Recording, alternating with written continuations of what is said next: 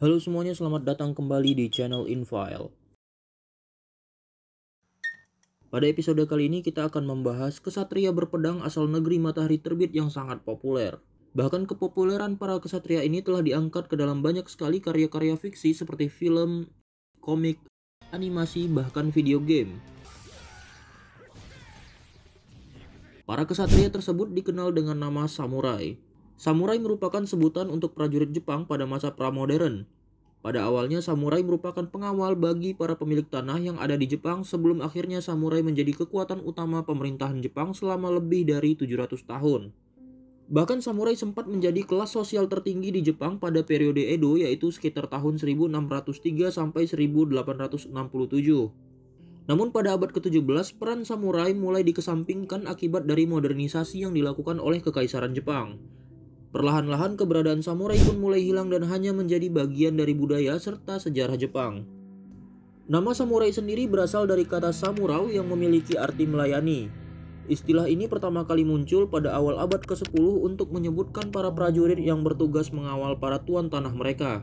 Seperti namanya, tugas mereka pada awalnya adalah melayani dan mengawal sang tuan. Biasanya samurai akan hadir untuk mengawal tuan mereka, terutama pada saat para tuan tersebut sedang berada di pertemuan-pertemuan penting. Selain itu, para samurai juga dipekerjakan oleh para penguasa wilayah atas kemampuan mereka untuk mempertahankan wilayah kekuasaan. Namun pada periode Edo, samurai menjadi istilah bagi para kesatria yang menduduki kelas sosial teratas, sementara itu para prajuritnya disebut sebagai bushi. Selain itu ada pula para samurai yang disebut sebagai ronin, yaitu seorang samurai yang telah kehilangan tuan ataupun status sosialnya. Seseorang tidak dapat lagi dikatakan sebagai samurai saat ia telah kehilangan tuannya, karena makna dari samurai itu sendiri adalah melayani. Hal ini dapat terjadi jika diakibatkan oleh sang tuan yang telah meninggal dunia, atau dapat pula dikarenakan hak atas wilayah kekuasaan sang tuan dicabut oleh pemerintah. Jika berbicara lebih lanjut tentang samurai, orang akan langsung terbayang dengan seorang kesatria atau prajurit yang membawa pedang panjang. Tentu ini tidak salah, samurai memang identik dengan pedang panjangnya atau yang dikenal dengan nama katana. Namun katana ternyata bukanlah satu-satunya senjata yang dimiliki oleh samurai. Sebagai seorang prajurit, samurai memiliki keahlian dalam menggunakan berbagai macam senjata seperti pedang, panah, tombak, dan bahkan senjata api. Namun yang menjadi senjata utama seorang samurai tetaplah pedang katana. Bahkan bagi seorang samurai, katana bukan hanya sebagai senjata, namun juga sebagai bagian dari jiwa samurai tersebut. Selain dari pedang katana yang menjadi senjata paling dasar bagi seorang samurai, ada pula jenis pedang-pedang lainnya seperti pedang pendek yang disebut wakizashi. Wakizashi ini biasanya dipakai dan disandingkan dengan katana. Wakizashi ini melambangkan kedudukan sosial dan kehormatan diri seorang samurai. Lalu ada pula tanto, yaitu bilah pisau tajam yang lebih pendek dari wakizashi. Selain itu, tanto juga memiliki versi ukuran yang lebih kecil yang disebut sebagai kaiken. Kaiken ini biasanya dibawa oleh wanita sebagai senjata untuk membela diri. Senjata tajam lainnya yang identik dengan samurai adalah naginata. Naginata juga merupakan sebuah bilah pedang panjang, namun pedang ini mempunyai ukuran yang lebih panjang dan bentuk yang lebih melengkung dari katana. Selain dari berbagai macam jenis pedang, para samurai juga dipersenjatai dengan yumi, yaitu sejenis busur panah tradisional Jepang dan anak panah yang disebut dengan ya. Yumi biasanya terbuat dari batang bambu, kayu, dan kulit. Yumi juga memiliki ukuran panjang dengan rata-rata panjang yang mencapai 2 meter. Bahkan saat digunakan melebihi tinggi dari samurainya sendiri, dan para samurai juga dilatih untuk menggunakan yumi dari atas kuda. Namun pada abad ke-16 saat bubuk mesiu telah diperkenalkan, para samurai melengkapi daftar senjatanya dengan senjata api dan meriam. Senjata api yang populer pada saat itu ada senjata api laras panjang yang disebut sebagai tabegashima. Selain mahir dalam menggunakan senjata, seorang samurai juga ahli dalam pertarungan dan bela diri tangan kosong. Salah satu bela diri samurai yang dikenal secara luas adalah jujutsu, yaitu sebuah teknik bela diri tangan kosong yang memanfaatkan kekuatan lawan untuk menjatuhkan lawan itu sendiri. Jujutsu memiliki sejarah yang panjang dan diajarkan serta diwariskan secara turun-temurun tanpa adanya instruksi tertulis. Hingga pada periode Edo, Jujutsu mulai diresmikan sebagai sebuah seni bela diri dan dicatat agar dapat dibagikan secara lebih luas lagi. Tidak hanya dilengkapi dengan senjata dan ilmu bela diri, para samurai juga memiliki peralatan lain untuk melindungi diri, terutama saat mereka sedang berada di medan perang.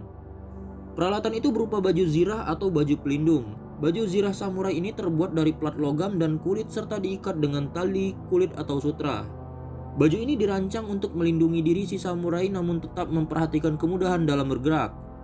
Selain itu, baju zirah ini dilengkapi dengan helm yang disebut dengan kabuto. Helm ini terbuat dari plat logam dan berfungsi untuk melindungi bagian kepala serta wajah. Dalam menjalani kehidupannya sehari-hari, seorang samurai selalu menjunjung tinggi nilai-nilai Bushido. Bushido yang memiliki arti jalan prajurit merupakan sebuah falsafah atau landasan hidup bagi para samurai.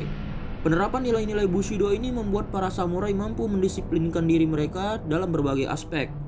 Bushido sendiri memiliki prinsip-prinsip seperti integritas, keberanian, kemurahan hati, penghormatan, kejujuran, kehormatan, dan kesetiaan. Pada zaman modern saat ini, meskipun keberadaan samurai tidak lagi ada, namun prinsip-prinsip ini masih dipegang oleh sebagian besar orang Jepang. Prinsip-prinsip Bushido ini juga diajarkan pada berbagai seni bela diri Jepang. Para samurai sangat memegang teguh prinsip-prinsip Bushido ini, hingga kegagalan dalam menjalankannya dianggap sebagai sebuah kesalahan besar yang tidak dapat ditolerir dan hanya dapat ditebus dengan melakukan ritual bunuh diri atau yang dikenal dengan istilah seppuku, atau ada pula yang menyebutnya dengan istilah harakiri.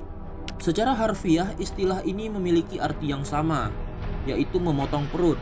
Namun di Jepang sendiri, istilah harakiri sangat jarang digunakan dan lebih cenderung mengenal istilah seppuku. Hal ini dikarenakan istilah harakiri memiliki arti langsung sebagai tindakan memotong perut. Sementara seppuku mengacu pada bentuk yang lebih mulia untuk mengakhiri hidup, dikarenakan adanya beberapa ritual yang harus dilakukan. Orang yang akan melakukan seppuku biasanya akan mandi terlebih dahulu untuk menggunakan kimono berwarna putih.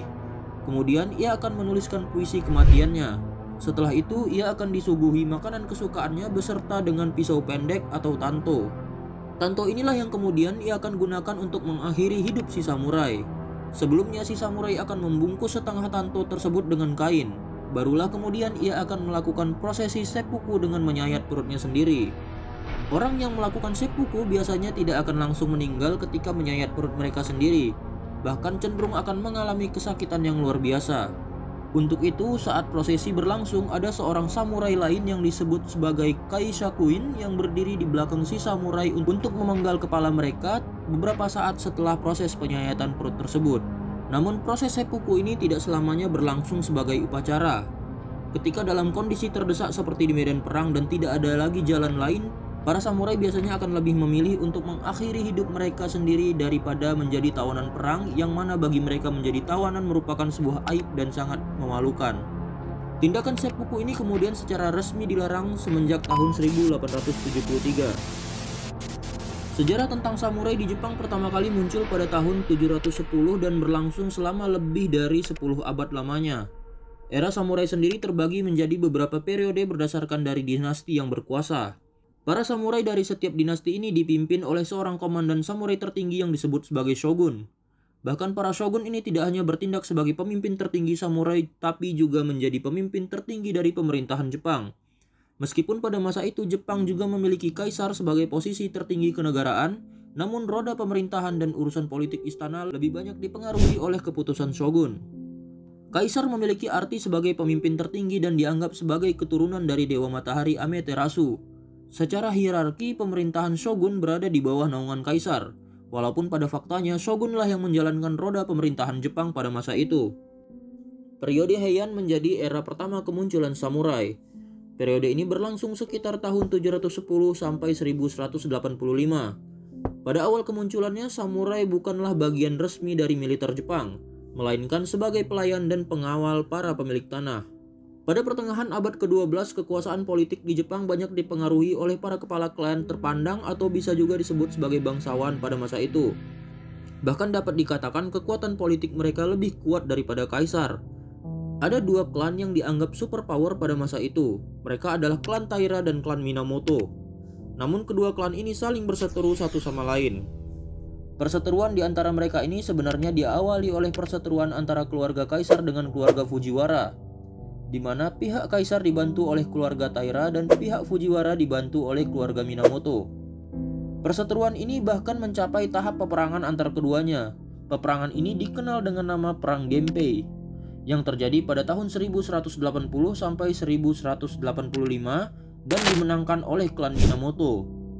Salah satu tokoh penting yang membawa kemenangan pada klan Minamoto saat itu adalah Minamoto Yoshitsune. Yoshitsune dianggap sebagai pahlawan samurai yang membawa kemenangan pada klan Minamoto pada saat pertempuran di dekat desa Dan Noura. Kemenangan atas perang Genpei ini membuat klan Minamoto memiliki pengaruh yang kuat atas pemerintahan Jepang.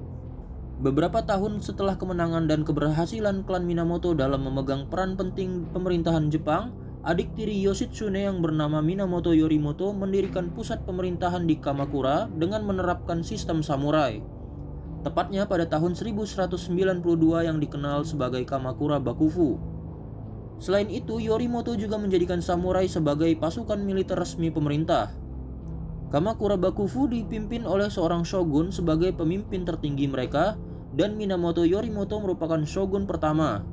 Masa pemerintahan Kamakura Bakufu di Jepang dikenal sebagai periode Kamakura.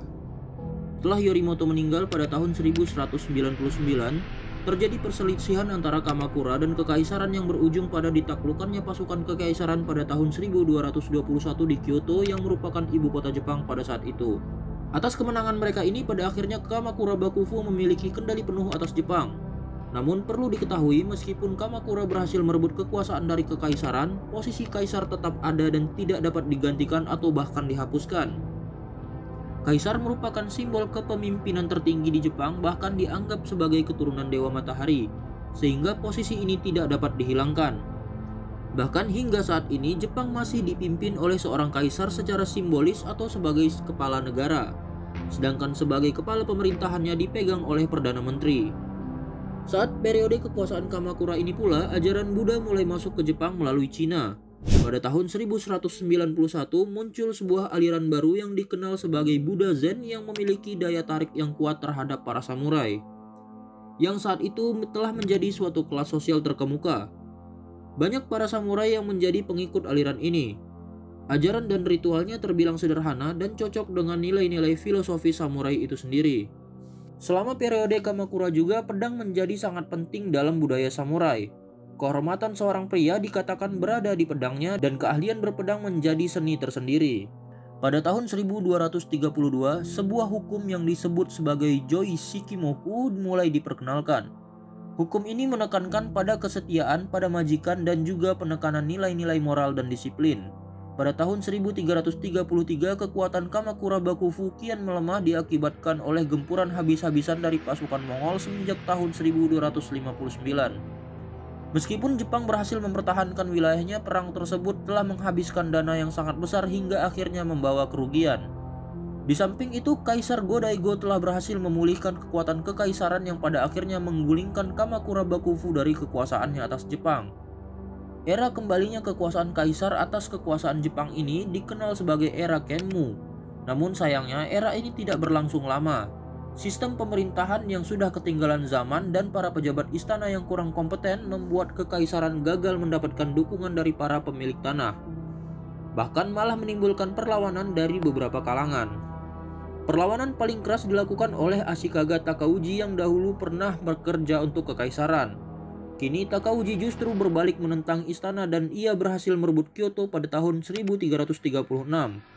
Kaisar Go-Daigo yang telah dikalahkan pun melarikan diri ke selatan Kyoto di mana ia mendirikan pemerintahan di sana.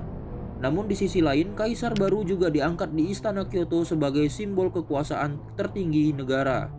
Pada tahun 1338, Takauji mengangkat dirinya sebagai shogun dan mendirikan pemerintahan keshogunan samurai di Kyoto. Dengan berdirinya keshogunan yang dipimpin oleh Takauji ini, maka Jepang memulai zaman baru yang dikenal sebagai periode Muromachi. Setelah Kaisar Go-Daigo mendirikan pusat pemerintahannya di selatan, membuat Jepang memiliki dua istana kekaisaran setidaknya dalam 50 tahun ke depan, yaitu Kekaisaran Utara dan Selatan. Kedua kekaisaran ini sering berseteru satu sama lain, namun Kekaisaran Utara sendiri memiliki posisi yang lebih unggul. Meskipun begitu, Kekaisaran Selatan pernah beberapa kali mengalahkan Kekaisaran Utara dan merebut Kyoto dalam waktu singkat. Hingga pada akhirnya Kekaisaran Selatan menyerah dan pada tahun 1392 dan membuat Kekaisaran Jepang bersatu kembali. Selama abad ke-15, lini waktu Jepang dipenuhi oleh peperangan. Wilayahnya juga terpecah-pecah hingga menjadi kerajaan-kerajaan kecil dan saling berperang satu sama lain. Hal ini membuat kebutuhan akan prajurit semakin meningkat. Pada era ini jugalah ninja mulai muncul. Ninja menjadi seperti prajurit yang handal untuk melakukan tugas-tugas khusus dalam peperangan, antara lain seperti menyusup, mengintai, atau bahkan membunuh secara diam-diam. Antara tahun 1467 hingga 1477 terjadi perebutan kekuasaan di antara para petinggi-petinggi keshogunan di setiap provinsi. Hal ini membuat pemerintahan pusat Shogun Ashikaga menjadi lemah dan kehilangan kendali atas wilayah-wilayah di luar ibu kota. Sejak tahun 1477 hingga runtuhnya Keshogunan Ashikaga pada tahun 1573, lini waktu Jepang dipenuhi dengan peperangan antara para petinggi keshogunan. Perang ini terjadi akibat para petinggi shogun tersebut berseteru satu sama lain dengan tujuan untuk memperluas wilayah kekuasaan mereka. Pada tahun 1542, para pedagang dan misionaris Portugis datang ke Kyushu. Mereka memperkenalkan senjata api dan agama Kristen kepada masyarakat Jepang. Agama Kristen juga disambut dengan baik oleh beberapa petinggi shogun wilayah karena mereka tertarik dalam perdagangan dengan negara-negara asing, terutama untuk alasan militer. Keshogunan Ashikaga akhirnya runtuh setelah mendapat serangan dari seorang daimyo kuat yang bernama Oda Nobunaga. Seperti kebanyakan daimyo lainnya yang melibatkan diri ke dalam peperangan, Oda Nobunaga juga memiliki cita-cita untuk menyatukan kembali Jepang di bawah pemerintahannya. Dalam menjalankan misinya ini, Nobunaga dibantu oleh orang-orang kepercayaannya yang bernama Toyotomi Hideyoshi dan Tokugawa Ieyasu. Meskipun begitu, cita-cita Nobunaga untuk melihat Jepang bersatu di bawah pemerintahannya tidak terwujud karena ia terbunuh pada tahun 1582. Namun cita-cita ini diteruskan oleh Toyotomi Hideyoshi dan Tokugawa Ieyasu yang terus melakukan penaklukan terhadap saingan Nobunaga. Hingga pada tahun 1590, Jepang dapat kembali disatukan. Hideyoshi membangun Kastil Osaka atau Osakajo sebagai tempat ia menjalankan pemerintahannya. Kastil ini selesai dibangun pada tahun 1583 dan merupakan kastil terbesar di Jepang pada masa itu. Hideyoshi juga melarang penyebaran agama Kristen di Jepang serta mengusir para misionaris Kristen dari Jepang. Hideyoshi memiliki mimpi untuk menaklukkan Cina, namun ia lebih dahulu melakukan invasi ke Korea pada tahun 1592 dan usahanya ini tentunya tidak mudah karena mendapat perlawanan dari Korea yang dibantu oleh Cina. Pada tahun 1598, Toyotomi Hideyoshi meninggal dunia. Setelah Hideyoshi meninggal, keluarga dan penerus Hideyoshi terlibat perselisihan dengan Tokugawa yang berujung pada pertempuran Sekigahara pada tahun 1600. Pertempuran ini dimenangkan oleh Tokugawa yang berkeinginan untuk menyatukan Jepang di bawah kekuasaan tunggalnya. Pada tahun 1603, Tokugawa Ieyasu diangkat sebagai shogun oleh kaisar dan mendirikan pemerintahannya di Edo yang sekarang dikenal sebagai Tokyo. Keshogunan Tokugawa berlangsung selama 250 tahun sebelum akhirnya runtuh pada tahun 1868 akibat dari permasalahan politik serta pulihnya kekuatan kaisar di bawah kepemimpinan Kaisar Meiji untuk kembali memimpin Jepang secara penuh. Masa-masa ini dikenal sebagai Restorasi Meiji. Restorasi Meiji mengarahkan Jepang pada struktur politik modern yang lebih mengikuti negara-negara barat. Langkah-langkah yang diambil oleh Kaisar Meiji dalam upaya membawa Jepang ke arah modernisasi membuat batas-batas status sosial mulai terhapuskan, termasuk para samurai yang dulu memiliki status sosial yang tinggi di kalangan masyarakat kini memiliki hak-hak yang sama dengan masyarakat umum. Selain itu, modernisasi juga terjadi di tubuh kemiliteran negara, di mana kaisar mulai menggantikan samurai dengan tentara yang dipersenjatai senjata modern pada era tersebut.